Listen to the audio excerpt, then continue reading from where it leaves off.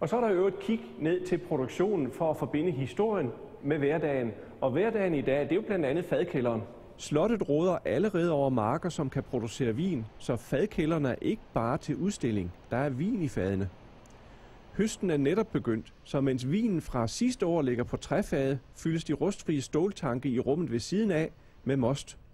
Uden for slottet er der plantet en præsentationsmark, så de besøgende kan opleve rigtige vinstokke og lære om dem.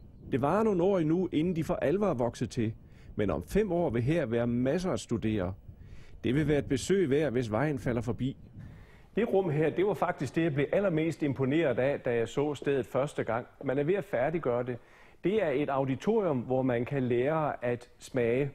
Tanken er, at man skal både kunne kombinere stedet her, kulturen her, men også lære noget om mad. Og så skal man selvfølgelig have et professionelt smagerum, så der er en lille spyttekumme til alle. Og det er jo ikke sådan, at det kun er kokke og journalister og sommelierer, der kan komme her, som det er normalt i den slags ting rundt om på virksomhederne. Alle kan komme her. Hvis man er 6, så kan man melde sig og få et kursus, og man lægger selv niveauet. Det er da en smart måde at holde aktiv ferie på, men der skal også være gode attraktioner. For i løbet af et par år skulle der gerne komme omkring 100.000 gæster.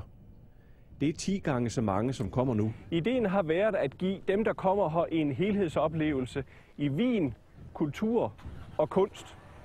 Og kunsten, det er blandt andet den store skulptur, der står ved hovedindgangen. Men man har lagt endnu et lag på. Det drejer sig om miljø. Det er et godt signal at sende, at man er venlig ved miljøet, fordi vin skal jo leve i miljøet.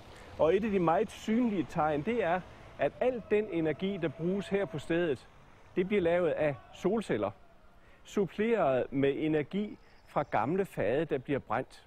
Det er selvfølgelig praktisk, men det er også god marketing. Pomerol er et meget mere kendt område end Ribera del Duero, og jeg har valgt en vin fra Pomerol til ugens tilbud. Den koster 79 kroner i Superbrugsen i den kommende uge. Normalprisen på den her, det er 149, så der er et ordentligt prisstykke. Og det angiver også, at det er en god kvalitet, selvom prisen er lav.